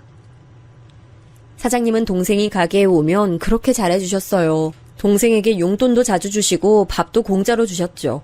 그런 사장님께 감사한 마음이 들어 저도 열심히 일했습니다. 그렇게 일하던 어느 날 가게에 못 보던 사람이 왔어요. 엄마, 아빠, 좋았어요. 아우, 장사 여전히 잘 되네. 어머, 우리 아들 왔어. 너무 보고 싶었어, 내 새끼. 그 남자는 바로 사장님 부부의 막내 아들이었죠. 그리고 여러분, 혹시 첫눈에 반한다는 말 믿으세요? 저는 그 남자를 보자마자 첫눈에 반했습니다. 다행인지 아닌지 그 사람도 저를 보고 첫눈에 반했어요. 하지만 보는 눈이 워낙 많아 몰래 연애를 시작했죠. 저는 차근차근 일하며 돈을 많이 저축했어요. 그래서 동생과 함께 가게 주변에 방을 조금 더 큰 곳으로 구했습니다. 막내 아들은 그런 우리를 많이 도와줬어요. 미주야, 여기 이거 계란이랑 참치랑 이것저것 샀어. 현주랑 같이 먹어. 오빠 고마워. 매번 내가 오빠한테 받기만 해서 미안해. 아니야, 뭘. 난 네가 매번 이렇게 고마워하는 거 보면 아무렇지도 않아. 그와 저는 자연스럽게 연인 관계로 발전했습니다. 그리고 그렇게 2년 동안 비밀로 만났죠. 저는 성인이 됐고 동생은 여전히 학교에 다니고 있었어요. 그러던 어느 날 제 인생을 바꾸게 되는 사건이 발생했습니다. 몸이 이상하게 자주 졸리고 피곤하더라고요. 그리고 결정적으로 생리가 미뤄졌습니다. 혹시나 하는 마음에 병원에 갔더니 글쎄 제가 임신이라는 소식을 듣게 됐죠. 충격적인 소식에 엉엉 울며 남친에게 연락했더니 한 걸음에 달려왔어요. 오빠, 나 못 낳아. 나 지금 동생도 키워야 되고 안 돼, 낳을 수가 없어. 그리고 우리 비밀로 만나고 있는데 이거 사장님하고 사모님 알게 되면 안 돼. 나 일도 못 하잖아. 무슨 소리야. 내가 책임질게, 진짜. 미주야, 난 처음 만났을 때부터 너랑 결혼하려고 했어. 내가 평생 잘할게. 현주도 같이 살면 되잖아. 부모님한테는 내가 말씀드릴게. 나 너무 무서워. 내 배에 아기가 있는 것도 무섭고 사장님하고 사모님 알면 나 일 그만두라고 하실 것 같아. 그럼 우리 현주는 어떡해. 나 동생 책임져야 돼. 오빠는 저를 계속 달랬어요. 그리고 매도 먼저 맞는 게 낫다고 하죠. 그날 저녁에 바로 우리는 사실을 알렸습니다. 매장 문을 닫고 조용하게 앉아 임신 사실을 고백했어요. 그런데 말하는 바로 그 순간이었어요. 사모님 이거 놔주세요. 아파요. 네가 순진한 내 아들을 꼬셔서 앞길을 망쳐? 어리고 갈 곳 없는 애 받아줬더니 이렇게 뒤통수를 쳐? 미쳤어 너? 당장 나가. 내 아들 귀한 자식이야. 너 같은 애가 감히 앞길 막을 사람이 아니라고. 진짜 미친 거 아니야? 네 주제를 알아야지 내 동생을 어떻게 꼬실 생각을 해? 진짜 이래서 여자 조심해야 돼. 나도 같은 여자지만 이런 애들이 제일 위험해. 순진하게 생겨서 꼬리치는 것 봐. 하! 일단 머리 놓고 말해요. 미주야, 괜찮아? 지금 미주 배 안에 우리 아이도 있단 말이에요. 당연히 환영할 거라고는 상상하지 않았어요. 하지만 이렇게 대놓고 면전에서 욕먹고 머리채를 잡힐 거라곤 상상도 못했습니다. 저는 말 그대로 너무 큰 반대에 심호흡을 겨우 했죠. 일단 우리도 생각할 시간이 필요해. 미주 너는 몸 잘 챙기고 가게는 당분간 나오지 않아도 돼. 사장님, 저 일할 수 있어요. 임신도 이제 4개월 차라 괜찮아요. 완전 초기는 아니라서 병원에서 일해도 된다고 했어요. 정말이에요. 제발요. 저 여기서 일 못하면 동생 못 키워요. 제발요. 네가 그렇게 간절하면 내 아들을 꼬셨으면 안 되는 거야. 알겠어? 그렇게 우리 가게 일자리가 소중했으면 이러면 안 되는 거지. 그동안 우리가 너한테 얼마나 잘해줬는데. 원래 얌전한 고양이가 부뚜막에 더 먼저 올라간다고 하잖아. 진짜 어이없어. 우리 다 쟤한테 속은 거야. 반반한 얼굴에 넘어간 거라고. 그렇게 집에 와서 얼마나 울었는지 모릅니다. 동생이 저를 걱정하는 모습을 보고 마음이 더 아팠어요. 심지어 마음을 추스르고 가게에 다시 나갔더니 시어머니는 절 향해 소금까지 뿌리셨습니다. 당장 내 눈앞에 사라져. 너 같은 애 다시는 보기 싫어. 사라져. 여기가 어디라고 와. 올 거면 그 배 안에 있는 애나 없애고 와. 손님들까지 웅성거리며 쳐다보고 지나가는 사람들도 저를 향해 손가락질을 했습니다. 워낙 좁은 동네라 슈퍼에 두부를 사러 가도 저를 알아봤어요. 임신했다며? 아유, 어린데 어쩌다 그랬대? 저기 고깃집 사장님 부자인 거는 어떻게 알고 잘 꼬셨어? 아유, 대단하다. 왜 다들 저한테만 그러세요? 그리고 저는 고깃집 사장님 부자인 거 몰라요. 제가 그런 걸 어떻게 알아요? 그만 쳐다보세요. 그만. 저는 마트에서 급기야 울기까지 했어요. 지금 생각하면 그때라도 다른 지역으로 도망갈 걸 그랬나 봐요. 아무튼 이런 불안한 저를 남편은 계속 옆에서 달래줬습니다. 그렇게 출산 막달이 다가왔어요. 그때까지도 시부모님은 제 얼굴도 보지 않으려고 했죠.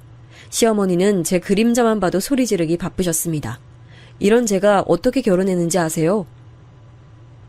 사실 나는 우리 가게에 물려받을 생각이 전혀 없었거든. 근데 내가 그냥 아버지한테 무릎 꿇고 말했어. 내가 가게 물려받을 테니 후임자 이제 더 찾아다니지 않아도 된다고 했어. 우리 누나는 힘든 일 싫다고 이미 딱 잘라서 말한 상태였거든. 내가 가게 물려받는 조건으로 미주 너랑 결혼할 수 있게 됐어. 남편 말을 들어봤더니 자식이라고 2명 있는 집안에서 둘 다 그 큰 고깃집을 물려받지 않길 원했대요. 이렇게 말하면 가끔 의아하다고 하는 분들이 계시는데 아마 자영업을 하던 분들이라면 무슨 뜻인지 알 거라고 저는 생각해요. 식당이 돈은 많이 벌어도 정말 힘들거든요. 또 고깃집이라 몸을 쓰는 일도 많았고 손님들 상대하는 것도 힘들었어요. 그걸 신우이와 남편은 바로 옆에서 봤으니 물려받기 싫었겠죠. 남편은 그래서 일부러 대학도 다른 지역으로 갔거든요. 무튼 그런 남편이 가게를 이어서 하겠다고 하니 철옹성 같은 시아버지가 드디어 우리 결혼을 허락하셨습니다. 가게를 물려받기로 했으니 미주 너도 더 열심히 일해야 돼. 이제는 예전처럼 그냥 직원이 아니야. 이제 네 가게야. 알겠지? 네, 저도 남편 따라서 열심히 주인의식 가지고 일하도록 하겠습니다. 감사해요. 그렇게 저는 결혼식도 올리지 않고 결혼했어요. 제 인생에 과연 결혼이라는 일이 일어날까 싶었는데 결실을 맺었죠. 다른 것은 전혀 문제되지 않았는데 동생이 마음에 걸렸어요. 시어머니의 확고한 조건이 있었거든요. 결혼하면 우리 집 가풍 배워야 되니까 무조건 네가 들어와서 살아. 제 동생은요? 얼마든지 들어가서 살 순 있는데 동생을 제가 키워야 돼요. 그렇게 소중하면 왜 우리 동생 꼬셔서 임신한 거야? 동생도 같이 살게 해주세요. 제가 최대한 거슬리지 않게 할게요. 동생 조용하고 밥도 많이 안 먹어요. 제발요. 저는 거의 빌고 빌어서 동생까지 같이 시댁에서 살 수 있었어요. 방이 남지 않아 동생은 우리 방에서 같이 살았죠. 그리고 어느 정도 예상하고 들어갔지만 시집살이는 매우 심했습니다. 출산해서 몸도 약한 저를 시어머니는 매일같이 새벽부터 깨우셨어요. 예, 지금 뭐하니? 얼른 일어나 밥해. 시아버지랑 시어머니한테 아침상 차릴 생각을 해야지. 넌 지금 애가 무슨 기본도 안 돼 있어? 시아버지 드시고 출근하면 그때 네가 밥을 먹는 거야. 알겠어? 그리고 빨리 저기 가서 걸레로 바닥 닦아. 네 눈엔 먼지가 안 보여? 지금 그걸 먹을 생각이 있니? 아유, 빨리 화장실 가서 청소해. 아까 보니까 물때가 잔뜩이더라. 넌 그걸 보면서도 청소할 생각이 안 들어? 시어머니는 아침부터 밤에 잠이 들 때까지 계속해서 잔소리하셨어요. 그리고 제가 힘들었던 것은 마치 저와 아기를 이간질하는 듯한 모습이었습니다. 아유, 생긴 건 우리 아들하고 똑같이 생겼네. 너무 예쁘다. 역시 우리 아들 유전자가 큰일을 했네. 어쩜 이렇게 닮았지? 이목구비부터 발가락까지 닮았어. 엄마, 뭔가 귀는 나랑 똑같지 않아? 아, 완전히 그냥 우리 집안 유전자만 있어. 시어머니와 시누이는 저보고 들으라는 듯 행동했어요. 그러면서 제 아들을 마치 자기 자식처럼 대했습니다. 아이가 커가면서 그 행동은 더 심해졌어요. 아이고, 왜 울어? 네 엄마가 잘 안 돌봐줘서 그래?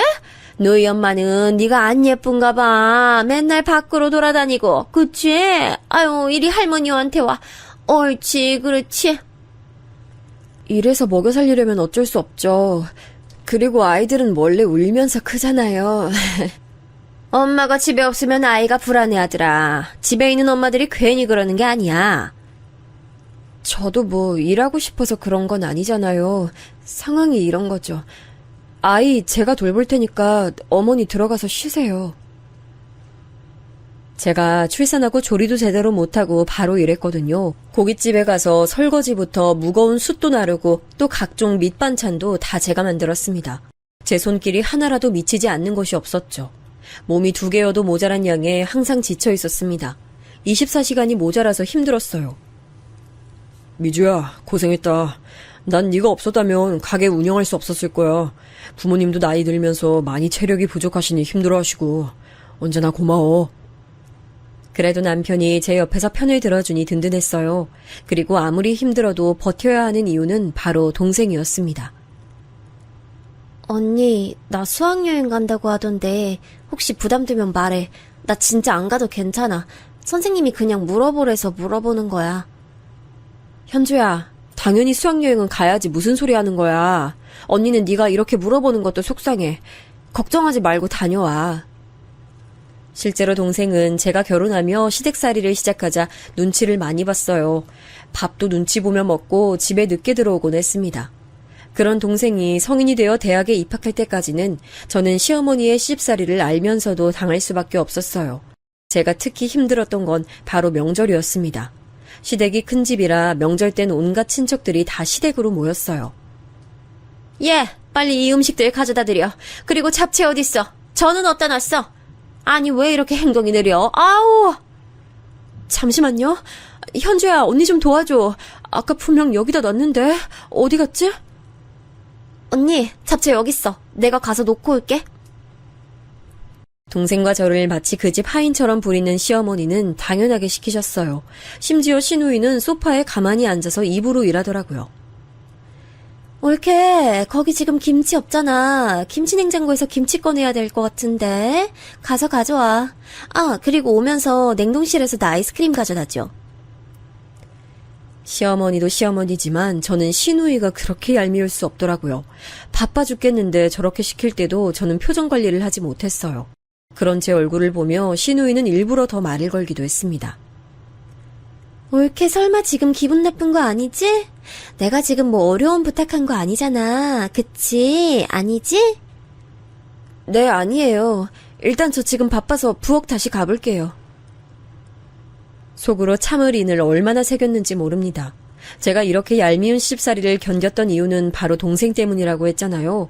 그리고 한 가지 이유가 더 있었어요. 바로 시아버지였습니다. 시아버지는 늘 우리 자매를 보면 인자하게 웃어주셨어요. 그리고 제가 잊지 못할 사건이 하나 있는데 바로 동생이 대학에 갔을 때죠. 동생은 사립대와 국립대 둘 다 붙게 되었는데 가고 싶어 하던 대학은 사립대였습니다. 하지만 다들 알다시피 사립대는 등록금이 매우 비싸서 제가 감당할 수 없었어요. 사실 고깃집에서 그렇게 일해도 돈 관리는 시아버지가 하고 있었거든요. 이게 지금 생각하면 말이 안 되는 사실인데 그땐 그게 당연하다 생각했습니다. 제가 많이 곤란해하는 걸 알자 동생은 슬며시 제게 그냥 국립대를 가겠다고 한 뒤였어요. 시아버지가 저를 몰래 다용도실로 부르더니 말씀하셨습니다. 미주야, 현주 이번에 대학 간다며. 내가 4년 내내 등록금을 준다고 약속은 하지 못해. 그래도 첫 번째 등록금은 내줄 수 있어. 걱정 말고 원하는 대학에 가라고 해. 아버님, 정말요? 너무 감사해요.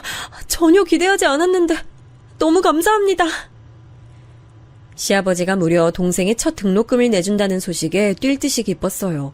동생도 그 소식을 듣고 너무 기뻐했습니다. 시어머니에겐 비밀로 하고 시아버지가 몰래 해준 행동이었어요. 그렇게 동생은 시댁에서 독립해 대학에 가게 됐습니다. 그리고 이 뒤로 저도 드디어 마냥 참진 않고 할 말은 다 하고 살게 됐죠. 마침 저를 얄밉게 괴롭히던 시누이가 결혼해서 집을 나가기도 했거든요. 시어머니와 둘만 있으니 저도 용기가 생기더라고요. 시어머니는 유독 육아에 관해 간섭을 많이 하곤 하셨어요. 우리 손주가 한글이 좀 느린 것 같다. 아무래도 이게 모계요전이라고 하던데 병원을 가야 되나? 느린 건 다 이유가 있을 텐데. 안 그러니? 외동은 원래 학습 능력이 느리다고 하더라고요. 아직 유전이 보일 나이도 아니라고 병원에서 그랬어요. 그래? 근데 아기 춥게 저렇게 입히면 어떡하니? 저러다 감기 걸리면 남들은 다 엄마 욕하는 거 알고 그래? 아까 외투 입혔는데 본인이 벗은 거예요.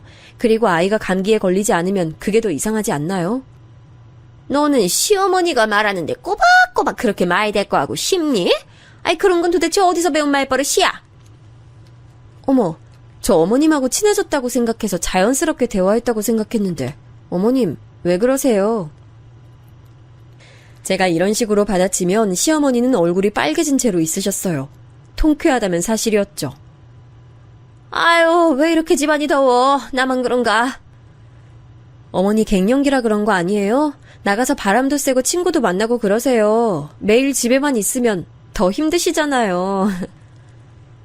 시어머니와의 관계는 저도 어느 정도 할 말을 하며 괜찮아졌는데 문제는 다른 곳에 있었습니다.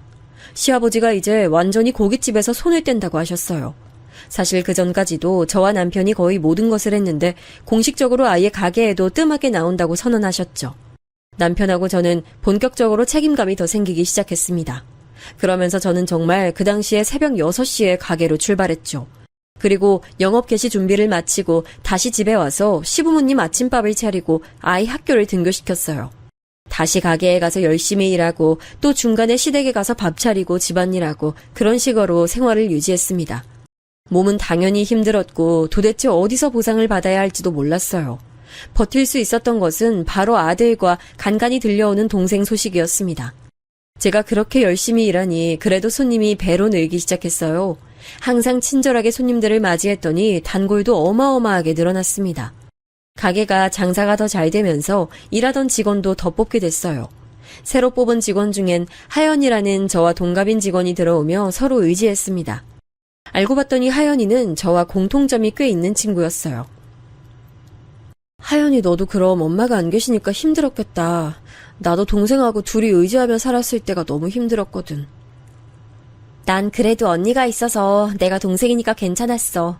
미주, 네가 진짜 대단하지. 난 그렇게 살라고 해도 못 살아. 특히 신우이는 결혼하고 더 친정에 자주 왔거든요. 게다가 산후조리까지 시댁에서 해서 얼마나 제가 힘들었나 몰라요. 집에 있기가 싫어 일부러 가게에 나올 정도였어요. 그런 저를 하연이가 같이 신우이를 뒷담화해줘서 얼마나 기뻤는지 몰라요. 아니, 나 진짜 미주 네 신우이 대단하다고 생각해. 사람이 어쩜 저렇게 이기적이고 본인밖에 몰라? 나를 무슨 자기 하인이라고 생각한다니까. 근데 나 처음 여기서 일할 때부터 그랬어. 자기 심부름꾼처럼 대하더라고. 그땐 어리기도 했고 여기 아니면 갈 곳이 없어서 꾹 참았지. 미주, 넌 진짜 열심히 살았어. 난 그런 네 인생 너무 멋있고 네가 참 존경스럽다. 내가 너 동생이라면 너무 자랑스러울 것 같아. 실제로 동생은 대학에 가서 공부도 아주 열심히 해서 장학금도 꽤 탔어요. 등록금과 생활비는 자기도 성인이니 알아서 해결한다는 동생을 보고 다 컸다 소리가 저절로 나오기도 했습니다. 하연이라는 친구가 생겨 저는 가게 일이 힘들어도 의지하며 버텼습니다.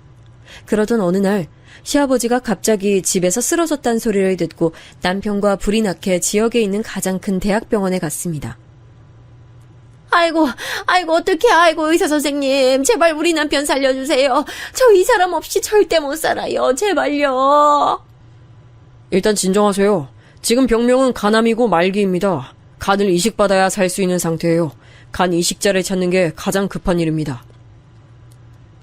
병원에서 알게 된 소식은 시아버지가 무려 간암 말기라는 것이었죠.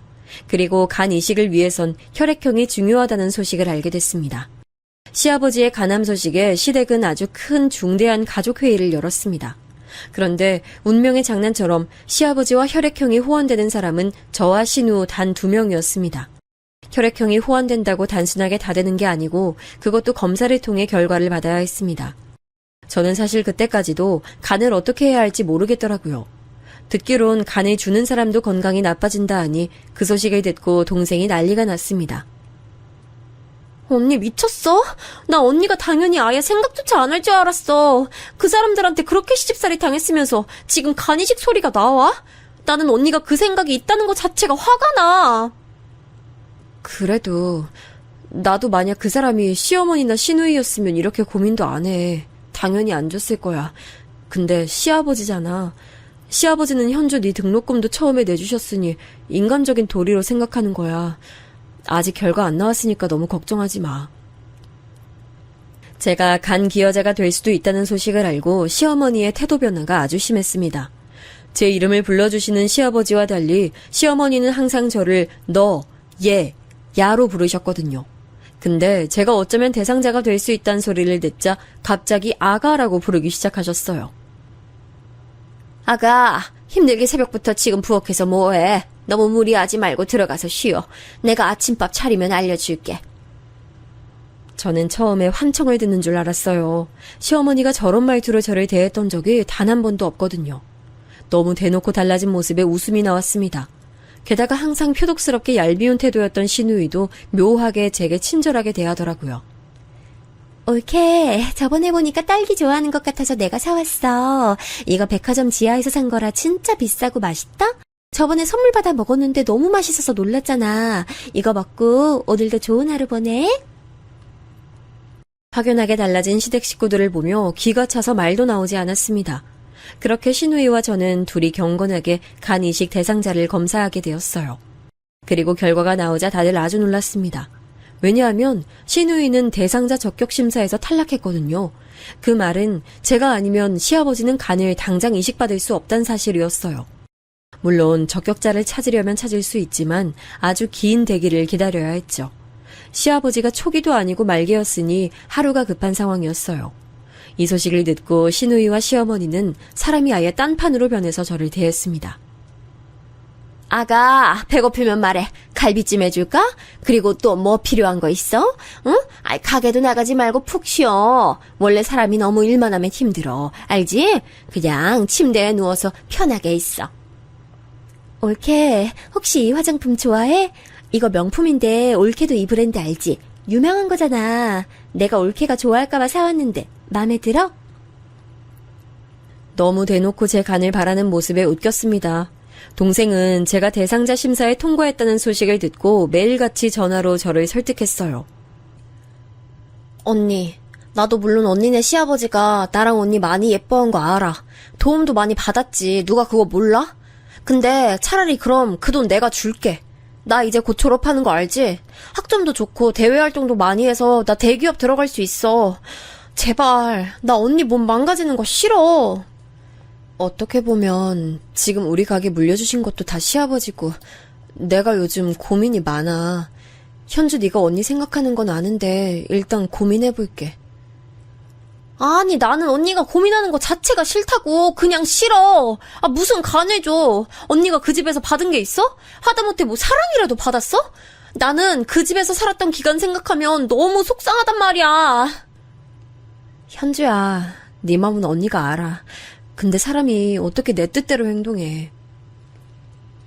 실제로 저는 시아버지에게 받은 게 많아서 그랬기도 했지만 사실 남편 때문에 고민했어요. 남편은 제가 유일한 간이식 대상자란 소식을 듣고 울면서 무릎을 꿇고 제게 빌었거든요. 미주야, 내가 너 아기 가졌을 때 평생 책임진다고 했던 거 혹시 기억나? 내가 그 말 지키려고 정말 많이 노력했어. 너도 알지? 나는 남편, 아빠로서 최선 다했어. 미주 너도 물론 얼마나 열심히 헌신했는지 알아. 근데 우리 아버지한테 간을 줄 수 있을까?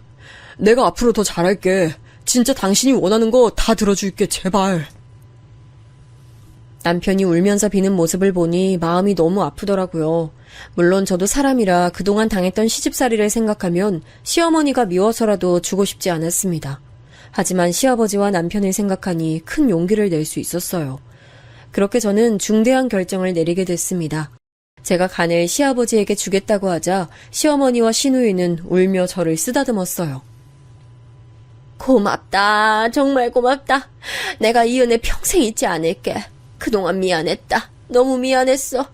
나를 용서해. 아이고, 미안하다. 내가 올케 그동안 얄밉게 대해서 너무 미안해. 앞으로 남은 인생 내가 갚으면서 살게. 진짜 이 은혜 절대 잊지 않을 거야. 그리고 시아버지는 저를 따로 불러 아주 고맙다며 제 손을 꼭 잡고 말씀하셨어요.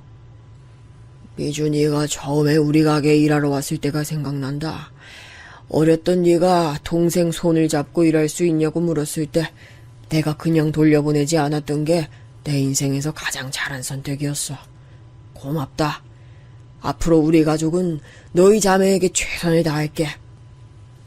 저도 아버님이 잘해주지 않으셨으면 이런 결정 내리기 힘들었을 거예요. 그렇게 저는 간을 이식하겠다는 결정을 내렸고 당연히 동생은 제게 진지하게 화를 냈습니다. 난 진짜 언니 이해할 수가 없어. 지금이라도 좋으니까, 아니 수술 직전이라도 좋으니까 언제든지 마음 바뀌면 연락해. 나 당장 달려갈게. 아니야. 그냥 내가 병원에 그날 같이 갈게. 내가 다른 건 몰라도 동생 하나는 잘 둬서 이렇게 호강하네. 됐어. 언니 혼자 할 수 있어. 그리고 그날 남편도 같이 있기로 했으니까 현주 너는 가서 수업이나 들어. 그리고 검사가 끝나고 마침내 수술 전날이 됐어요. 어렸을 때부터 이런저런 일들을 많이 겪어서 웬만한 일엔 무던하게 대하던 저도 큰 수술을 앞두니 떨리는 마음이 들더라고요. 병원에서 시키는 검사도 다 하고 덤덤하게 다음 날이 되길 기다리고 있었습니다. 남편이 보호자로 와 있었는데 보이질 않더라고요. 공기가 답답해서 산책하려고 조용히 한밤중에 병실 문을 열고 나왔습니다. 그런데 휴게실에서 익숙한 목소리가 들렸어요. 그냥 지나치려다 보니 시아버지와 남편이 있었습니다. 두 명이 진지하게 할 얘기가 있나 보다 싶어 뒤를 돌았는데 제 이름이 들리더라고요. 그래서 대화를 몰래 엿듣게 됐습니다. 그리고 그 대화는 아주 중요한 대화였죠. 살면서 받은 충격 중에 이 대화가 가장 충격적이었습니다. 들으면서도 현실이 믿기지 않아 볼을 몇 번을 꼬집었나 몰라요.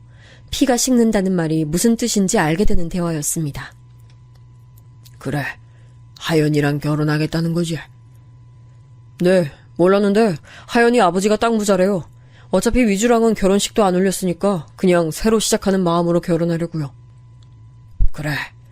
미주가 간을 준다고 할 줄은 몰랐는데 정말 의외다. 간만 받고 바로 이혼해.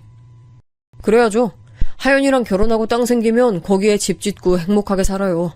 미주가 사람은 착한데 진정이 없어서 가끔 답답했거든요. 받을 게 전혀 없잖아요.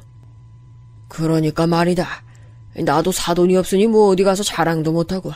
그래도 애가 일은 잘해서 가게에 도움이 되긴 했어. 그동안 고맙긴 했죠. 하지만 이제 노후를 보내고 나온 생을 살기엔 하연이처럼 돈 많은 집사람하고 살고 싶어요. 저는 저 대화를 듣고 너무 충격에 빠져 이명이 들렸습니다. 손을 벌벌 떨며 겨우 다른 곳으로 이동했어요. 심장이 너무 쿵쾅거려 제 귀에까지 들렸습니다. 만약 시어머니나 시누이가 저런 대화를 했다면 이렇게까지 놀라지 않았을 거예요. 근데 저 대화의 주인공이 시아버지와 남편이란 사실이 저를 아주 힘들게 만들었습니다.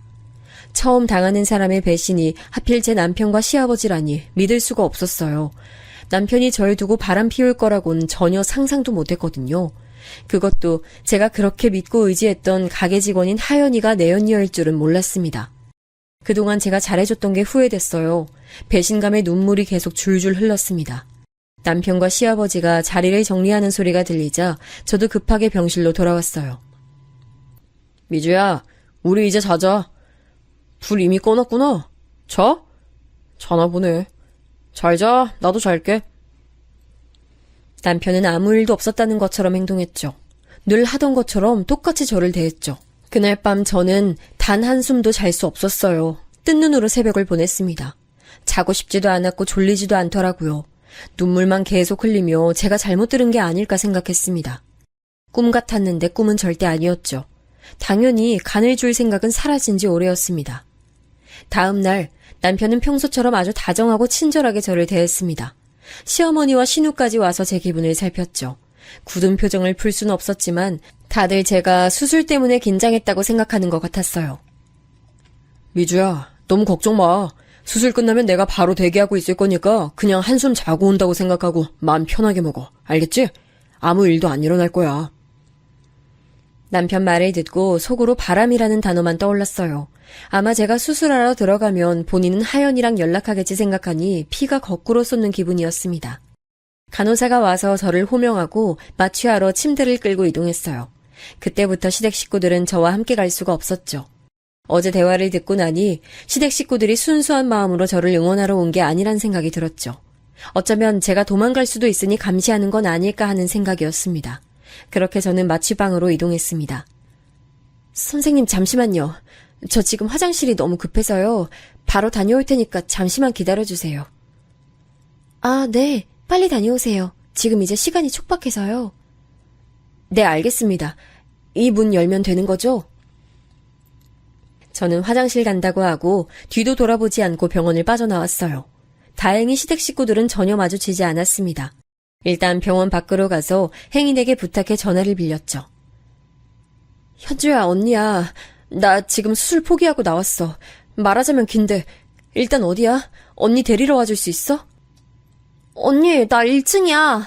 나 언니 보러 간다고 했던 거 기억 안 나? 나 지금 남자친구랑 있어서 언니 데리러 갈 수 있어. 우리 차 타고 왔거든. 언니 정확히 어디야? 저는 동생과 동생 남자친구의 도움을 받아 무사히 동생 집으로 갔어요. 가는 내내 동생은 믿을 수가 없다며 잔뜩 흥분했습니다. 형부 그렇게 안 봤는데 진짜 무서운 사람이다. 아니 바람이 나도 언니가 그렇게 고생해서 일한 가게 직원하구나? 하연 언니? 나도 아는 사람이잖아. 사람이 어쩜 그럴 수가 있지? 그 집안은 어떻게 된 게 멀쩡한 사람이 없어? 제가 몸만 병원에서 나오느라 급하게 나와서 병원복을 입고 이동했거든요. 그래서 핸드폰도 가지고 있지 않았어요. 동생 전화가 울려봤더니 남편 번호가 뜨길래 제가 대신 받았습니다. 처제, 혹시 미주랑 연락돼? 오늘 수술하는 날인데 지금 사라졌어. 분명 아까까지 병원에 있었는데 마취하러 갔다가 화장실 간다고 하고 사라졌어. 나야. 어? 미주야? 네가 거기 왜 있어? 아니 이게 지금 무슨 일이야. 너가 지금 거기 왜 있어. 우리 아버지 어떡하라고. 이미 준비 다 했는데 갑자기 사라지면 어떡해. 아니 네가 그러고도 사람이야? 뭐? 그러고도 사람이냐고? 그 말 내가 해야 되는 거 아니야? 네가 지금 제정신이야? 나 어제 너랑 니네 아빠가 하는 말 들었어. 바람 폈다고 하연이랑 땅 부자? 좋겠다 당신. 그리고 뭐 이혼하겠다고? 미주야, 잠시만. 그거 다 오해야. 잠시만, 이거 진짜 오해야. 우리 만나서 얘기하자. 진짜 아니야. 나랑은 결혼식도 안 올렸는데 하연이랑은 올릴 생각하고 있더라. 나 진짜 당신 가족들이라면 이제 지긋지긋해. 살면서 다시는 보지 말자. 아들은 내가 데려갈 거니까 그렇게 알고 나 법적 싸움 끝까지 갈 거야. 미주야, 잠시만, 오해야. 미주야! 제 이름을 애타게 부르는 남편 전화를 매몰차게 끊었어요. 눈물이 많이 났지만 그래도 제 소중한 간을 주지 않아도 된다는 사실에 제 마음을 편하게 만들었습니다. 동생의 전화로 계속 시댁 식구들이 번갈아 연락이 왔지만 절대 받지 않았죠. 그 뒤로 시댁을 방문하긴 했어요. 바로 이혼 서류를 제출하기 위해서였죠. 그 사람들 정말 우습지도 않더라고요. 어떻게 그렇다고 당일에 사라질 수가 있어. 네가 그러고도 사람이야, 어? 그 말은 당신 아들한테 하세요. 가게 직원하고 바람난 게 사람이에요? 내가 그동안 가게랑 시댁에 어떻게 했는지 알면서. 내가 잘못했어. 제발 한 번만 다시 생각해줘, 미주야. 제발. 내가 잠시 머리가 어떻게 됐었나봐. 미안해. 내가 너무 미안해. 됐어. 난 이제 당신 가족들하고 할 말 없어. 하연이와도 마지막으로 얼굴 보고 얘기했어요. 하연이는 제게 미안하다고 고개를 못 들더라고요. 나는 너를 진짜 평생 나와 함께할 인연이라고 생각했어. 근데 어떻게 네가 이러니? 내가 그동안 네 편이 많이 봐줬다고 생각하는데. 미안해. 내가 결혼하고 싶어 했던 거 알잖아. 순간 눈이 멀었었나 봐. 정말 미안해. 미주 너한텐 할 말이 없어. 다행히 이혼 서류는 잘 처리됐습니다. 아들도 엄마인 저를 따라가겠다고 하는 마음이 확고해서 통쾌했습니다. 무엇보다 저 집안과 인연을 끊을 수 있다는 게 너무 기뻤어요. 더는 시집살이 당하지 않아도 되고 가게에 새벽부터 나가서 일하지 않아도 된다니 속이 시원합니다. 인생사 인과응보라고 하죠. 제가 가게에서 안 보이자 소문이 확 퍼졌다고 하더라고요. 그렇게 잘 됐던 고깃집이 완전히 망해서 손님이 별로 오지 않는다는 말을 듣고 너무 통쾌했습니다. 저는 지금 지방에서 혼자 살고 있는데요. 아마 다음 달이면 동생과 집을 합쳐 서울에서 새로운 시작을 할 것 같아요. 동생은 지금 만나는 친구와 결혼 예정인데 그 전에 저와 같이 지내고 싶다고 하더라고요. 서울에서 새로운 제 삶이 정말 기대돼요. 지긋지긋한 시댁 사람들에게 벗어난 제 인생을 여러분도 응원해 주셨으면 좋겠습니다. 제 사연은 여기까지인데요. 들어주셔서 정말 감사합니다. 행복한 하루 보내시길 바랄게요.